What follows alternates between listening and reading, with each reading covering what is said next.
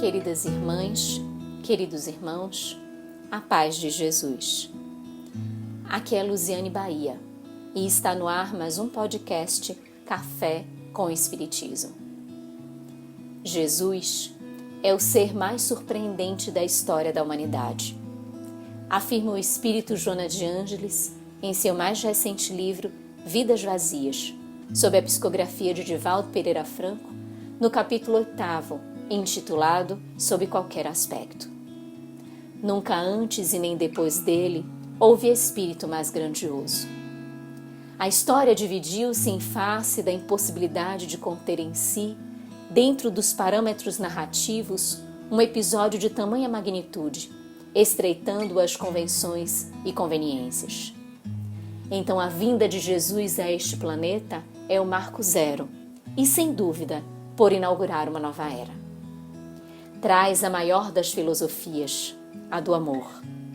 Ele resume o seu ensinamento em amar a Deus sobre todas as coisas e ao próximo como a si mesmo, bem como em fazer ao outro o que gostaria que o outro lhe fizesse.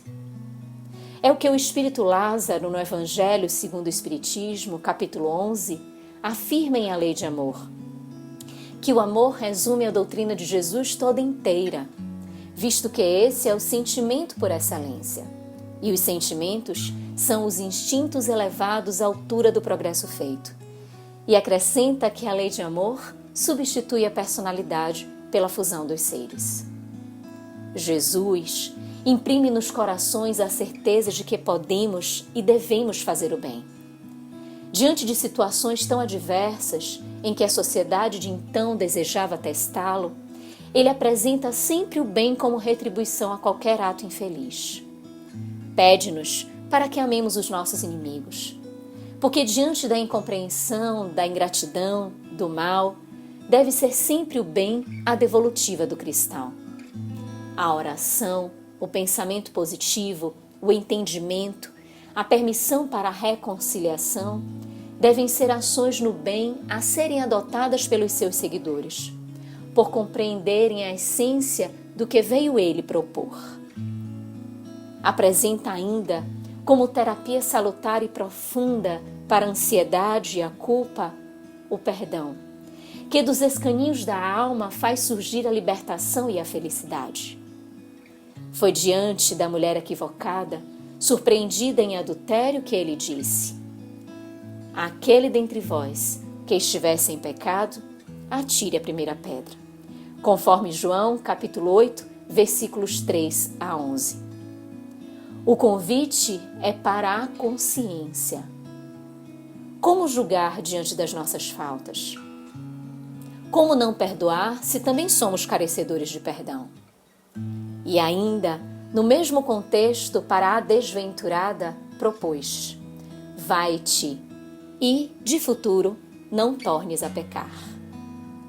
Auto-perdão, libertação, recomeço, passos iniciais para a felicidade. Jesus surpreende a humanidade com a sua simplicidade, ao adotar aspectos tão usuais da sociedade naquela época para ensinar a construção do seu reino nos corações de todos nós. A singela figueira é escolhida como reflexão acerca da nossa vontade e da nossa verdadeira intenção. A semente de mostarda é utilizada para avaliarmos a fé que trazemos e o quanto a instrumentalizamos diante das montanhas das dificuldades.